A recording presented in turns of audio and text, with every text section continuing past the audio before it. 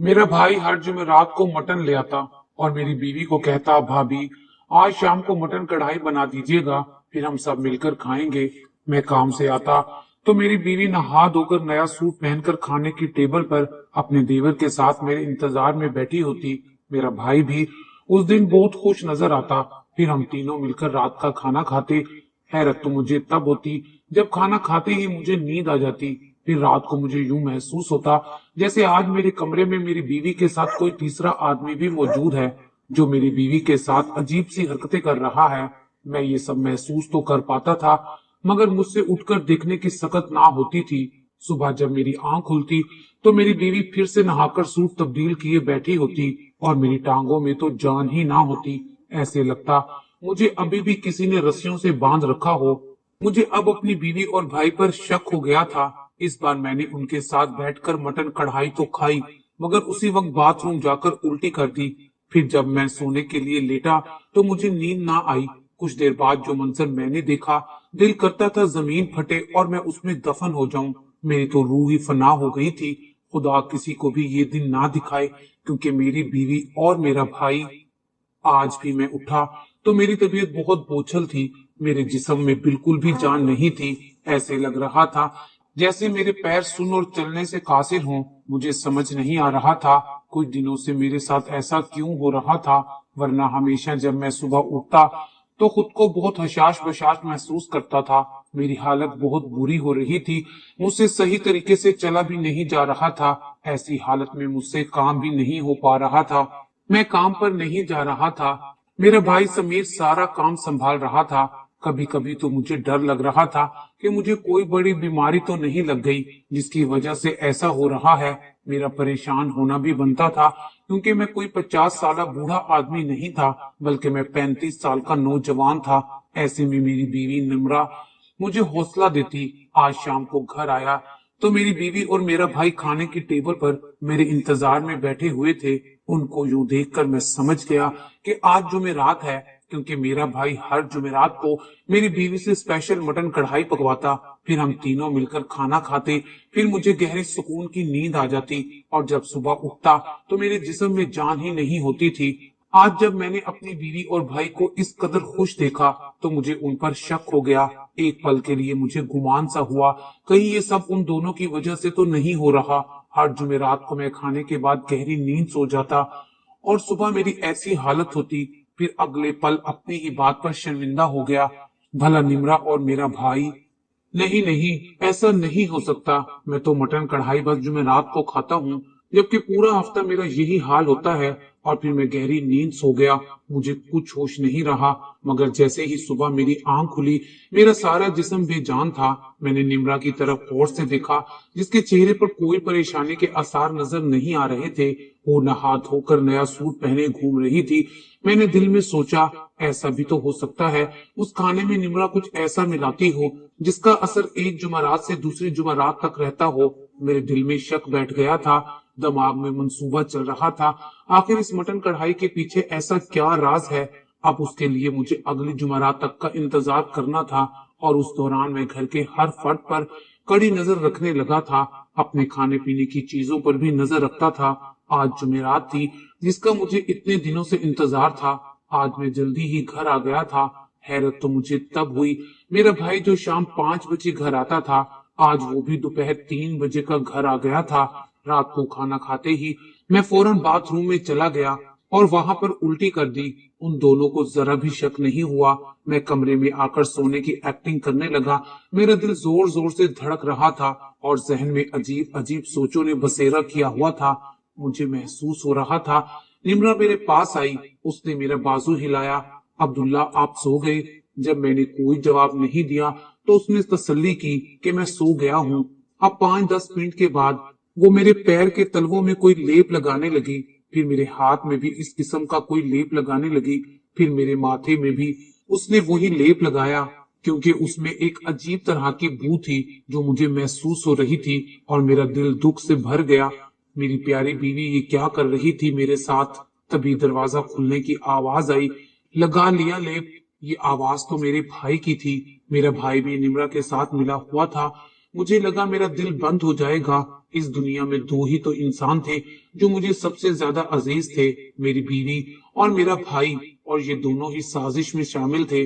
आखिर ये क्या कर रहे थे कि वो मुझे नशा देकर सुलाते थे, और ये कैसा लेप था? ऐसे कई सवाल मेरे जहन में गर्दिश कर रहे थे। ऐसा लग रहा था मेरा दिमाग काम करना छोड़ देगा। कभी दिल कर रहा था आंखें खोलकर दोनों को कहूं कि तुम दोनों का राज खुल गया है, मगर मैं चुप था। मैं देखना चाहता था कि ये दोनों मजीद क्या क्या कर सकते हैं, मगर उसके बाद दोनों की कोई आवाज नहीं आई। बस यही महसूस हुआ कि वो दोनों मेरे आस पास ही मौजूद हैं। मुझे सारी रात नींद नहीं आई। सुबह मेरा वही हाल था, सारा जिस्म बेजान था, मगर आज तो मैं हिम्मत भी हार गया था। समीर और निम्रा बार बार मेरे पास आते, मुझसे बातें करते, और मैं बिल्कुल चुप उनको तकता जाता। मेरी बीवी मुझे अक्सर कहती कि आप डॉक्टरों से चेकअप करवा लें, मगर मैं डॉक्टर के पास जाने से खुद भी कतराता था। इन सब बातों ने मुझे बहुत ही परेशानी में मुब्तला कर दिया था, और मैंने सोचा कि मैं ये बातें अपने करीबी दोस्त फैज से शेयर करूंगा। मगर फिर ख्याल आया कि फैज तो खुद अपनी परेशानियों में घिरा हुआ है, और मेरी तकलीफ को वो अपनी तकलीफ समझता है। इसलिए मैंने फैसला किया कि मैं उसे मजीद परेशान नहीं करूंगा। एक दिन मैंने अपने दूसरे दोस्त से, जो कि एक डॉक्टर भी था, उसे फोन किया और दावत पे बुलाया, मगर किसी से इस बात का जिक्र नहीं किया कि हारिस एक डॉक्टर है। मैं हारिस के साथ अकेला बैठा था, और मैंने हारिस को अपनी सारी कहानी सुनाई। उसने अपने तजर्बे की बिना पर मेरा ऐसे ही मुआयना किया और कहा, कल तुम मेरे साथ मेरे क्लिनिक चलना, तुम्हारे कुछ जरूरी टेस्ट लूंगा। अगले दिन मैं हारिस के क्लिनिक गया।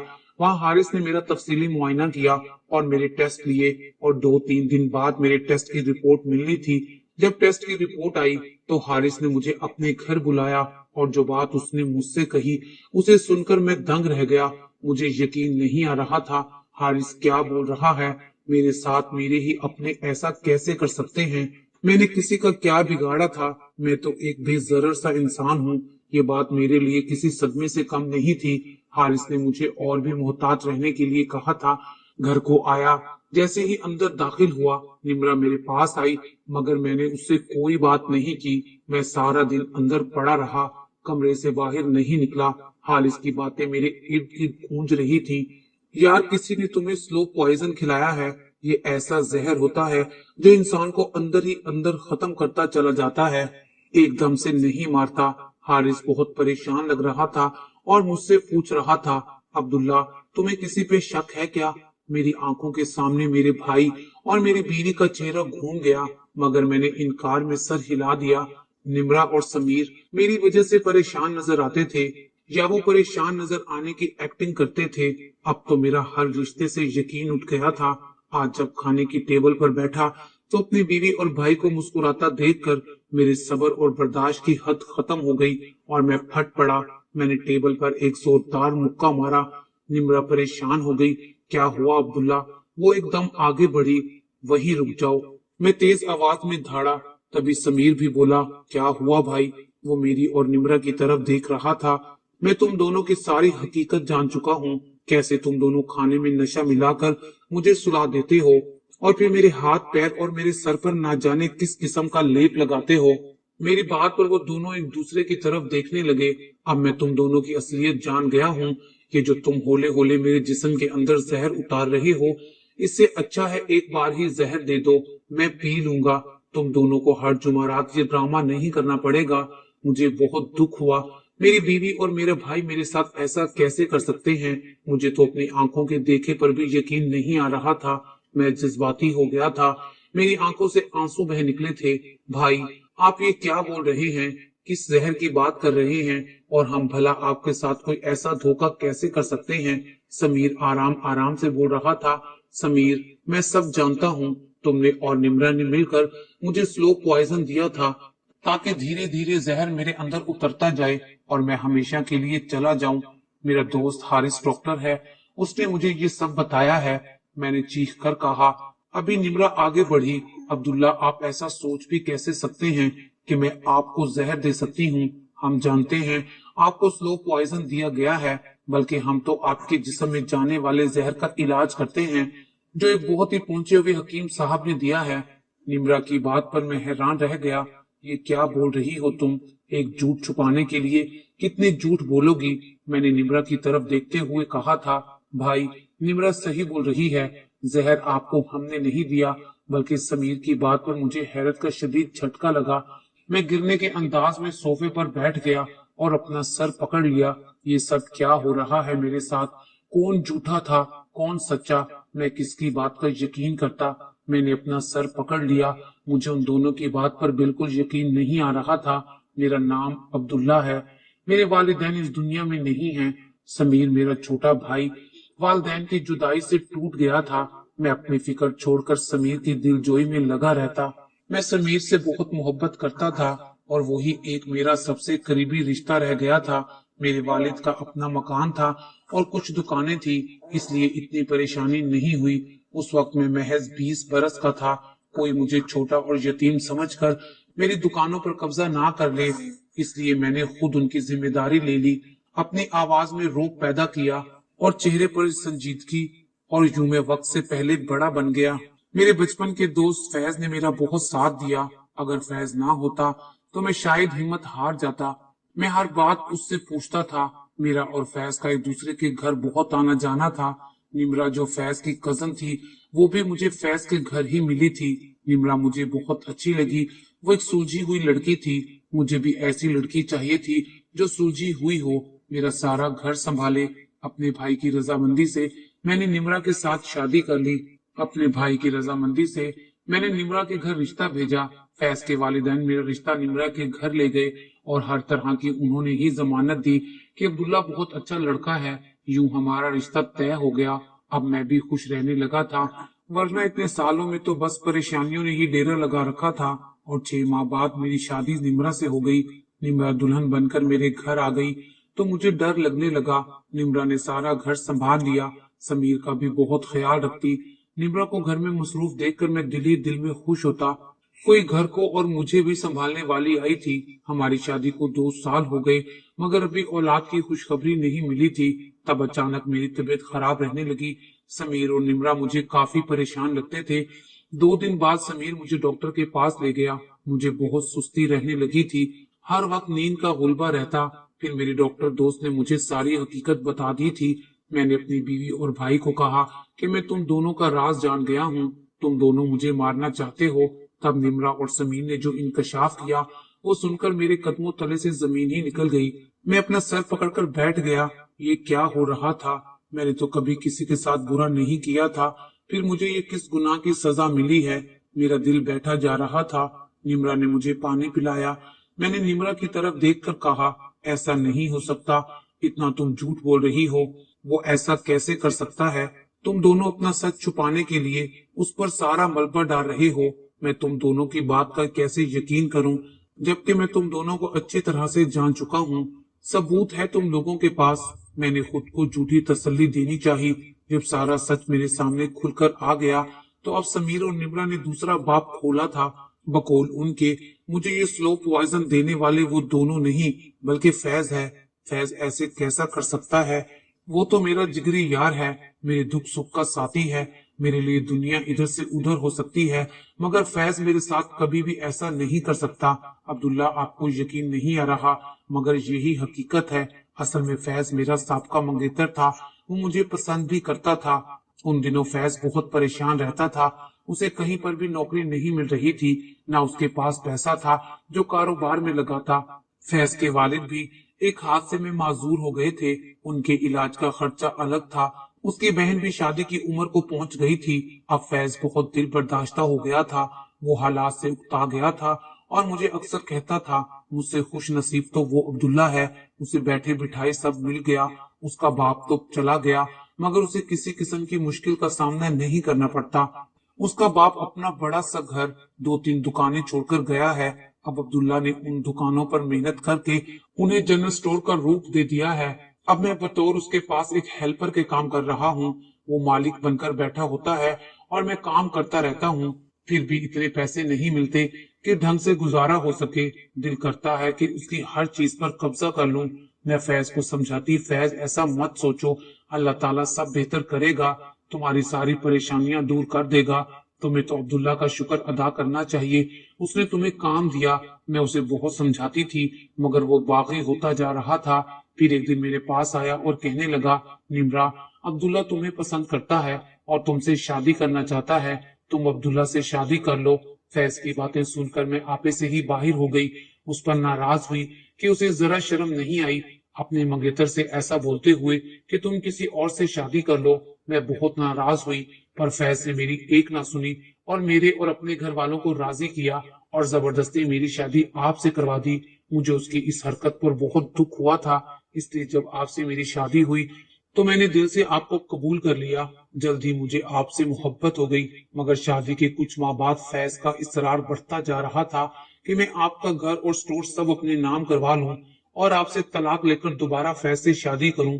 جب مجھے فیض کے منصوبے کا پتہ چلا تو میں اس سے لڑ پڑی اور میں نے اس سے کہا کہ میں عبداللہ سے محبت کرتی ہوں اور کسی قیمت پر عبداللہ کو دھوکہ نہیں دوں گی۔ میری بات سن کر فیض غصے سے پاگل ہو گیا اور بولا کہ اس کا خمیازہ تمہیں بہت جلد بھگتنا پڑے گا۔ فیض مجھے دھمکی دے کر چلا گیا اور میں بہت پریشان رہنے لگی۔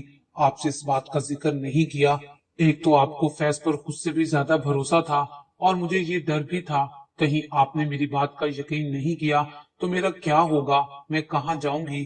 ایک بار میں میکے گئی تو وہاں مجھے فیض ملا، اس نے مجھے پھر کہا، نمرا، آخری بار تمہیں سمجھا رہا ہوں، میری بات مان لو ورنہ مجھ سے برا کوئی نہیں ہوگا۔ میں نے اس لیے تمہاری شادی عبداللہ سے نہیں کی کہ تم اس کی وفادار بیوی بن کے رہو، اگر تم نے میری بات نہیں مانی تو میں تمہارے عبداللہ کو مار ڈالوں گا۔ فیض کی بات سن کر میں لرز گئی، تم ایسا نہیں کر سکتے۔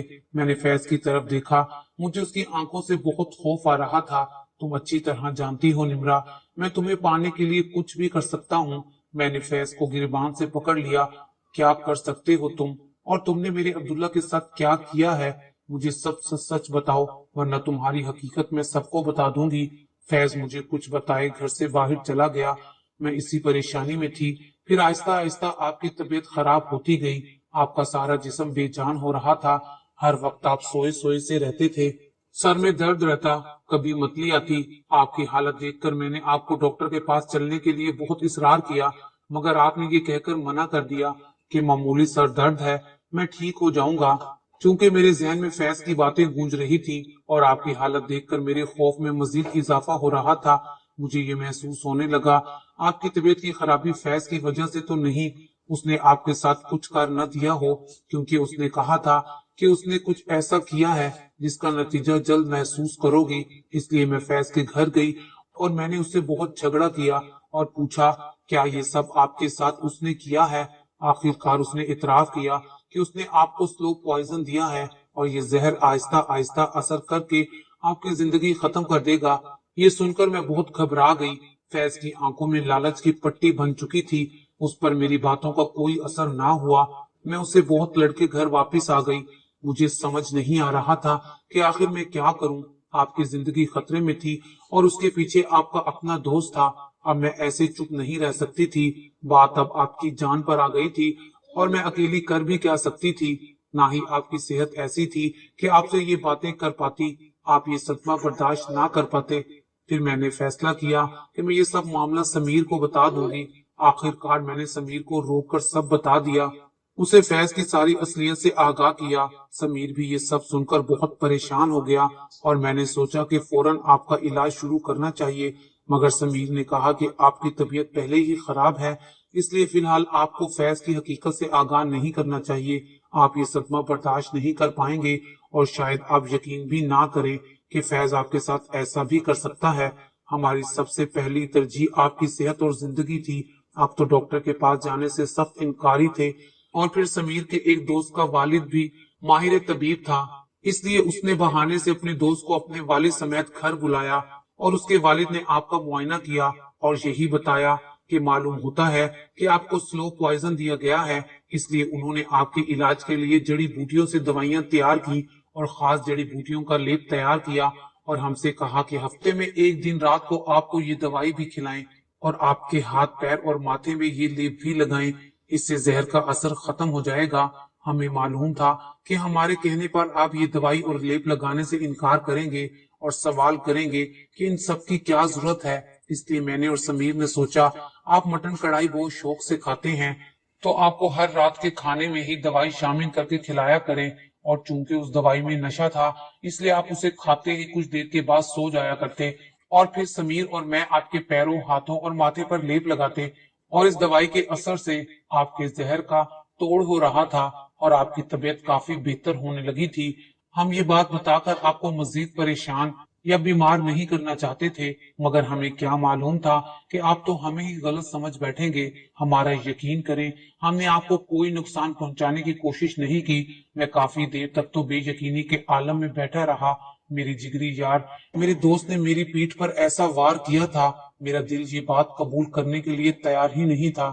پہلے ہی میں اس صدمے سے گزر رہا تھا کہ میرے بھائی اور بیوی نے مل کر میرے خلاف یہ سازش کی ہے، اور اب یہ جان کر بھی مجھے کوئی چین نہیں آیا کہ جس شخص کو میں نے اپنا جگری دوست جانا، ہر قدم پر اس کا ساتھ دیا، اور اس نے میرے ساتھ اتنا بڑا دھوکا کرنا چاہا۔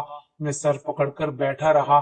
سمیر نے کہا کہ بھائی، آپ کی طبیعت پہلے ہی خراب ہے، پلیز آپ اپنے ذہن پر زیادہ زور نہ دیں، پریشانی آپ کی صحت کے لیے ٹھیک نہیں ہے۔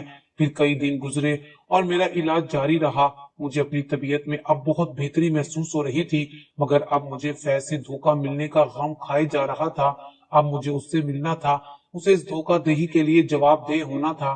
میں کئی دنوں تک تو دکان پر نہ جا پایا تھا، اور میں نے سمیر کو بھی دکان پر جانے سے منع کر دیا تھا، کیونکہ مجھے خوف تھا کہ فیض کوئی بھی حد پار کر سکتا ہے۔ پہلے اس نے مجھے نقصان پہنچانا چاہا، اور اب کہیں سمیر کو کوئی نقصان نہ پہنچائے، مگر اب جب میں خود کو مکمل طور پر ٹھیک محسوس کر رہا تھا تو میں نے دکان پر جا کر فیض سے ملنے کا فیصلہ کیا۔ اگلی صبح جب میں اپنی دکان پر پہنچا تو فیض کو دکان پر بیٹھا ہوا ہی پایا۔ یہ وہ شخص تھا جسے میں اپنا ہمدرد سمجھتا تھا، جس نے مجھے موت کی گھاٹ اتارنے میں کوئی کسر نہیں چھوڑی تھی۔ میں نے دکان میں داخل ہو کر فیض سے کہا کہ تمہیں شرم نہیں آتی؟ میرے ساتھ اتنا بڑا دھوکا کیا، مجھے تمہاری ساری حقیقت کا پتہ چل چکا ہے، اور نہ ہی تم مجھ سے اپنا جرم چھپا سکتے ہو۔ میری ساری باتیں سن کر فیض نے اعتراف کیا کہ یہ بات سچ ہے، اس نے مجھے سلو پوائزن دیا تھا۔ میں لالچی نہیں تھا، مگر زندگی کی تلخیوں نے مجھے مجبور بنا دیا۔ مجبور ہو کر میں نے تم سے تمہارا سب کچھ چھیننا چاہا، اور دیکھو میں کامیاب بھی ہو گیا۔ تمہاری یہ دکان میں نے اپنے نام کروا لی ہے۔ یہ سن کر مجھے کوئی حیرانگی نہیں ہوئی، مجھے معلوم تھا کہ وہ گھٹیا انسان بس یہی کرے گا۔ جس شخص نے مجھ سے میری زندگی چھینی چاہی، اس سے کیا توقع کی جا سکتی ہے، کیونکہ میں فیض پر اندھا اعتماد کر بیٹھا تھا۔ اپنی غیر موجودگی میں سب کچھ اسے ہی سونپ کر چلا جاتا تھا۔ وہ دکان کے سارے کاغذات بھی اس کے پاس پڑے تھے، اس لیے میری دکان ہڑپنا اس کے لیے بہت ہی آسان کام تھا۔ میرے اعتماد کا تم نے بہت غلط فائدہ اٹھایا، اور یہ ساری غلطی میری ہے۔ مجھے کسی پر بھی اندھا اعتماد نہیں کرنا چاہیے تھا۔ تم دوست بن کر مانگ کر تو دیکھتے، میں تمہاری مدد کرتا، اور تم نے دشمن کا روپ اختیار کر کے مجھ سے زبردستی سب چھیننا چاہا۔ مگر تم یہ جان لو کہ تم زیادہ دیر تک کسی اور کی چیز پر قبضہ کر کے سکون سے زندگی نہیں گزار سکتے۔ میں نے گھر واپس آ کر سمیر اور نمرا کو بتایا کہ فیض نے دکان پر قبضہ کر لیا ہے، اور میں نے ان دونوں سے ایک بار پھر معافی مانگی کہ میں نے ان دونوں کی صاف نیت پر شک کیا تھا اور اپنے اصلی دشمن کی پہچان ہی نہیں کر پایا۔ میں نے ایک نئی زندگی پائی تھی، مگر اس نئی زندگی کے ساتھ ساتھ مجھے اس زندگی سے نئے سبق بھی مل گئے تھے۔ کسی پر اندھا اعتماد نہیں کرنا چاہیے۔ ہمارے ارد گرد رہنے والے انسانوں کے بہت سے روپ ہوتے ہیں جن سے ہم لا علم ہوتے ہیں، جو ہماری پیٹھ پر کبھی بھی وار کر سکتے ہیں۔ ہمیں ہر قدم پر محتاط رہنا چاہیے۔ کچھ ہی عرصے میں میں نے اور سمیر نے اپنی ساری جائیداد واپس اپنے نام کروا لی تھی، اور آج فیض جیل میں اپنے کیے کی سزا بھگت رہا ہے۔